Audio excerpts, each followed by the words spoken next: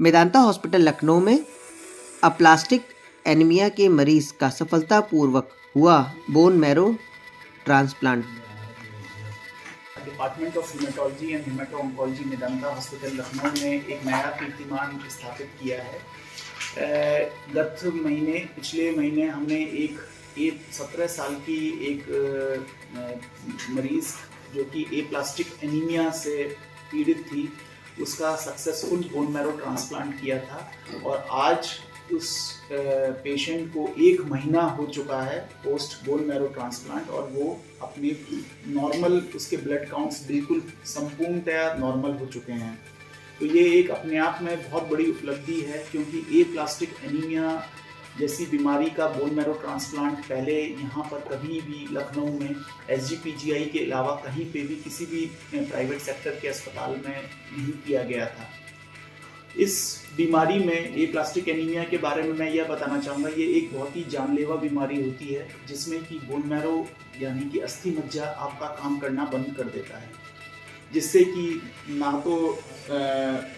Red blood cells, ना श्वेत blood cells और ना ही प्लेटलेट, तीनों सेल लाइंस बनना बंद हो जाती हैं और इस कारणवश मरीज को तरह तरह के इन्फेक्शंस, कई बार ब्लीडिंग रिस्क एवं बार बार ब्लड चढ़वाने के लिए अस्पताल आना पड़ता है। इस बीमारी का इलाज सिर्फ और सिर्फ बोन मैरो ट्रांसप्लांट है, खास तौर से बच्चों में एवं 40 साल से कम उम्र वाले मरीजों में, और इसमें सक्सेस रेट 80% तक है यदि किसी अच्छे सेंटर पे इसका ट्रांसप्लांट कराया जाए। तो ये उम्मी जो हमारी मरीज़ थी 17 वर्षीय, ये गत महीने हमारे सेंटर पे आई थी और इनको बार बार ब्लड और प्लेटलेट चढ़वाने की ज़रूरत पड़ रही थी। इनका हीमोग्लोबिन केवल 4 या 5 ग्राम रहता था, प्लेटलेट 10,000 से भी कम रहते थे और WBC काउंट यानी श्वेत ब्लड सेल काउंट जो होते हैं वो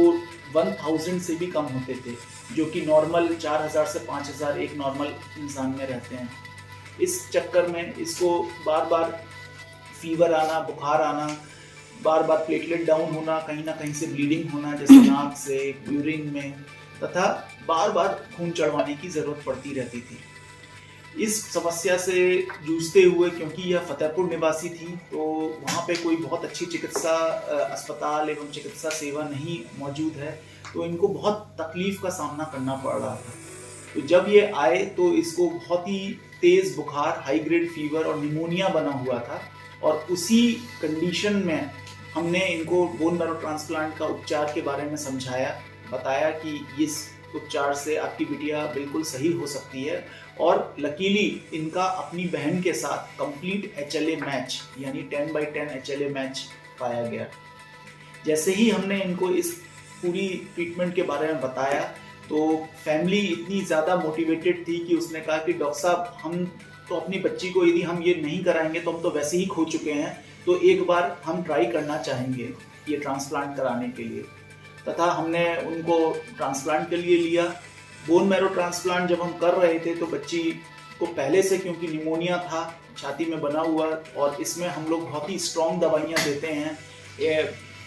मरीज़ के इम्यून सिस्टम को डाउन करने के लिए, तो हमें ये डर था कि कहीं ये निमोनिया उस कदर ना बढ़ जाए कि बच्ची वेंटिलेटर पे या ICU ना पहुंच जाए। लेकिन लकीली बच्ची ने सारी दवाइयाँ अच्छी तरह टॉलरेट की तथा इसका एनग्राफ्टमेंट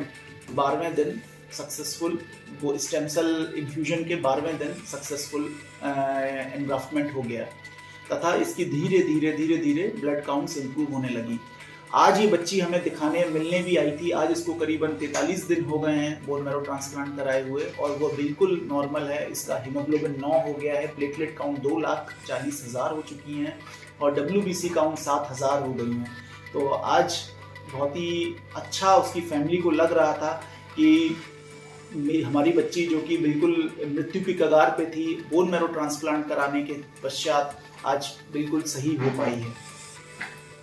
तो मैं इसी तरीके से मेदांता ने अभी कुछ महीने पहले एक हैप्लो आइडेंटिकल ट्रांसप्लांट किया था और अब हमने एप्लास्टिक एनीमिया, हम लोगों ने 4 ट्रांसप्लांट कर दिए हैं अब तक, जिनमें से कि 2 एक्यूट माइलोइड ल्यूकीमिया के ट्रांसप्लांट थे और 2 एप्लास्टिक एनीमिया के। एक पेशेंट को हम आज डिस्चार्ज कर रहे हैं, उसको भी बहुत ही सीरियस बीमारी थी एप्लास्टिक एनीमिया की ही, और वो भी उतनी ही गंभीर रूप से पीड़ित थी, लेकिन उसका भी सक्सेसफुल ट्रांसप्लांट हम कर पाए हैं।